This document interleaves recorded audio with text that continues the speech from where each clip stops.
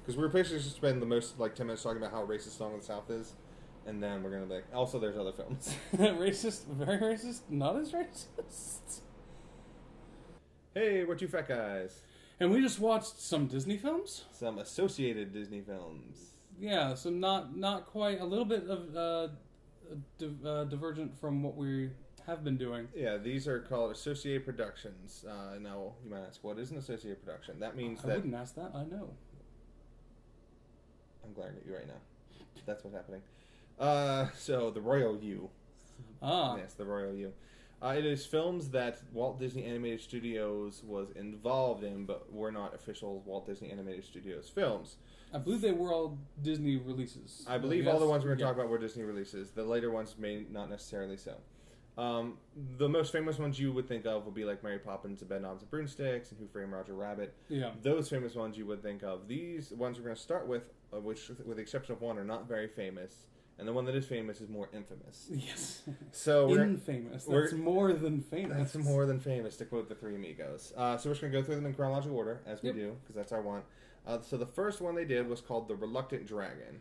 Which I thought was going to be about a reluctant dragon. Which you would be fooled by the title.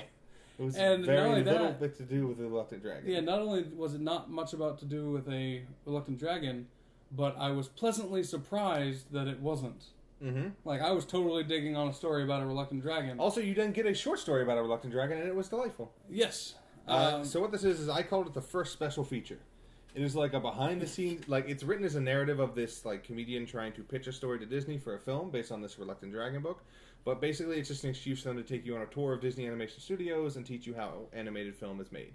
Yeah. And so, for nerds like us, it was awesome.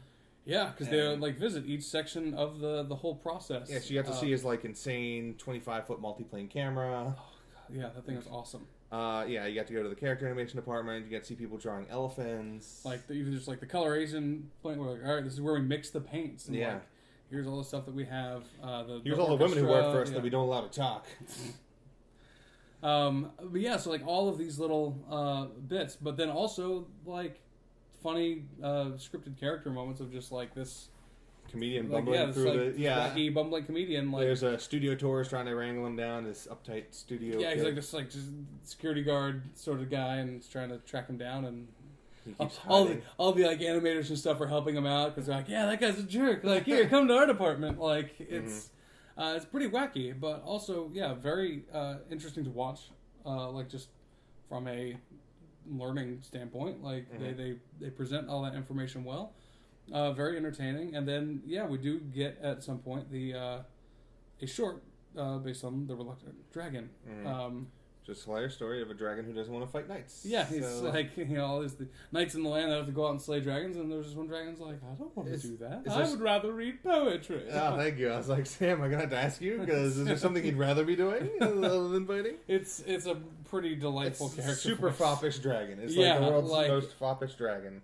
Which, as far as voices that I would choose to make a dragon voice, fairly low on the list, but that's why I don't get paid the big bucks. You get paid any bucks? No. No, that's a shame. And if I do, they're very small. Wait, aren't we being paid for this? Yep.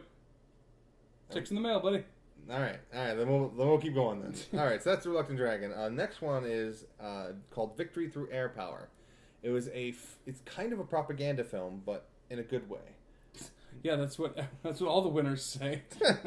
Well, here's what it is. It's a propaganda film. The point of the film is not to go we should go to the war. We were already at war. Yeah, sure, yeah. The point of it is not or anti-war. Yeah, it is not. Here's how you win. It is not trying to get you to war. It's hey, if we're gonna have this war, this is the only way we can win. It's based off this report done by this general after World War I, who saw airplanes. Okay, airplanes are the future of all war. And it basically explains, okay, if you're having a land war, here are all the problems with fighting someone in their home country and why we're going to be screwed trying to fight Germany. But if we have planes, we can completely avoid all of these problems. So it's basically this guy's advocating for long-range bombers. Yes, long-range bombers, working on our Air Force and Disney's like, yeah, that's a great thing. So to help sell it, like, he made this animated film and had this guy explain it in the animated sections, and so all the map stuff and the planes, it was all animated. But in really good Disney style. Yeah, in a Disney style, but it wasn't like cartoony. It wasn't like, oh, look at these bunnies dropping bombs. It wasn't like that. Yes. It was... Though, man, I would watch that. Yeah, it was mostly like, here's some shots of tanks rolling, and here's a shot of a factory, and here's a map, and how planes help you get around. Here's some planes, yeah. Yeah, it was, interesting if you have any interest in sort of warfare and combat and history. So I enjoyed it on that level. It's weird for a Disney film.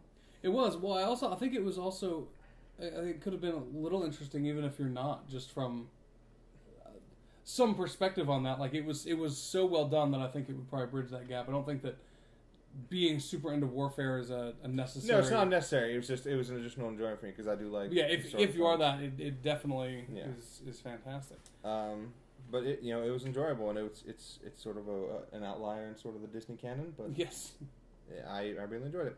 It's like the Dr. Seuss propaganda. I have that. Oh, I have a book collecting all of Dr. Seuss's war propaganda cartoons, and there's some racist stuff in there. Speaking of racist, you're welcome for the segue. Now we're on to the big one: Song of the South. Everyone, this is Academy Award-winning film, Song of the South for Zippity Doodah. Well, best original song, it won the Academy Award. You know what? It's a hell of a song. I mean, yeah, it's not a bad song. They're not wrong. Yeah. As racist as the film may be, solid song. So I'm going to preface this by saying the film is racist. It is very racist, as you probably have heard. Yeah.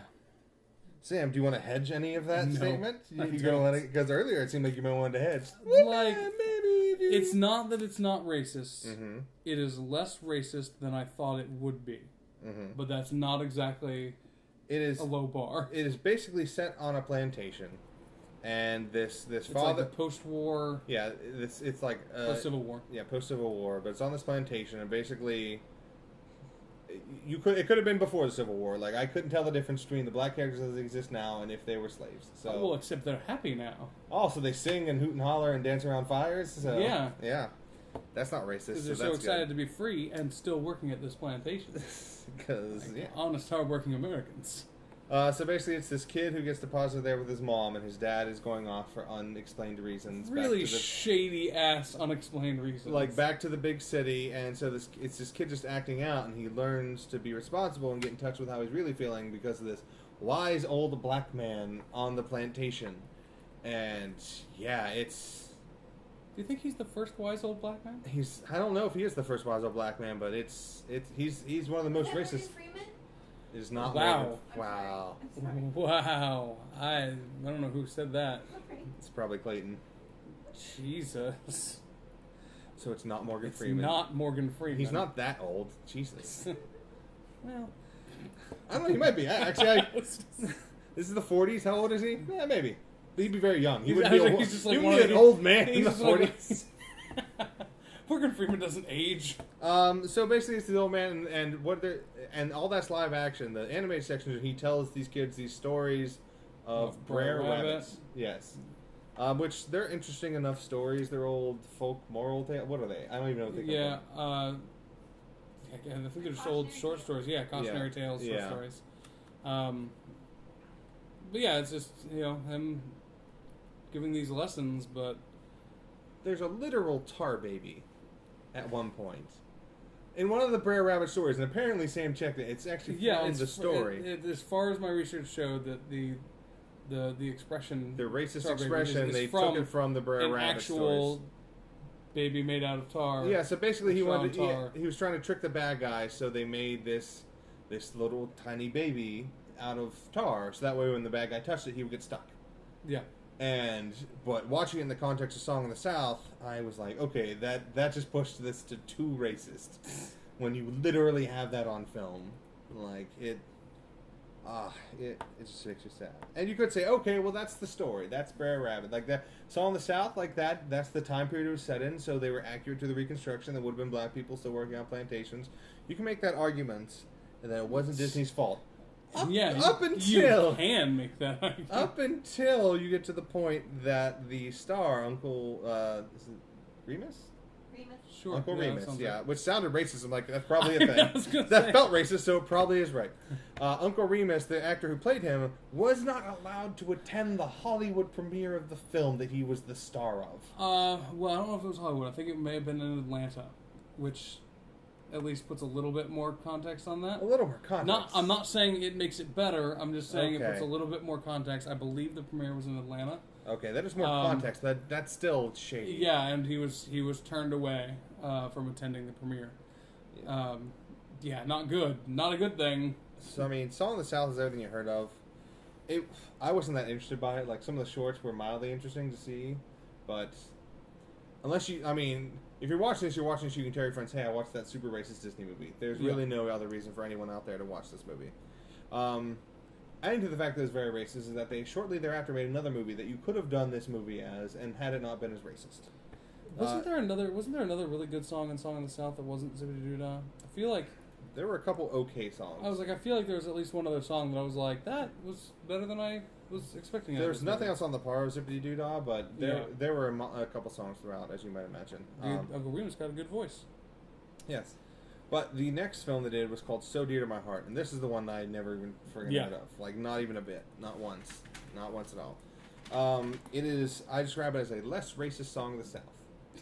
It's a similar sort of It's set on a farm. living in the country, simpler times, moral tales, teaching a kid through animal stories. It's got the same girl. Yeah, it has the same little girl from Song of the South.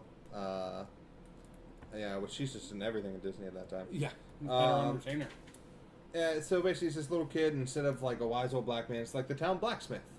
Like he's Uncle something or other, because once again, it's another uncle. Yeah. And he helps this kid out, and he helps him adopt this lamb that he wants to be. Yeah, it's like black lamb that Yeah.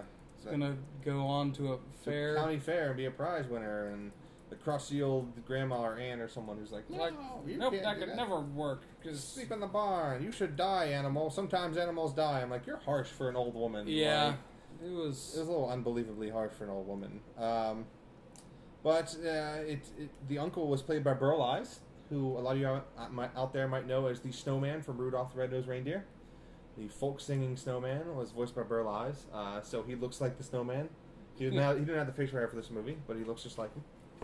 I wrote down this film is just boring though. I was just bored out of my damn. Like even more so than Song of the South. At least Song of the South, the shorts were a little more interesting, and Yeah. the racism kept me engaged. But So Dear to My Heart, I'm just like, I can't even like brag to my friends like, hey, I saw So Dear to My Heart. Like, I really got nothing out of watching that film. Yeah. But we had to because it was on our list, and we've agreed to do this. Yeah, and we wanted to watch Who Framed Roger Rabbit, so we had to watch this one too. Pretty much.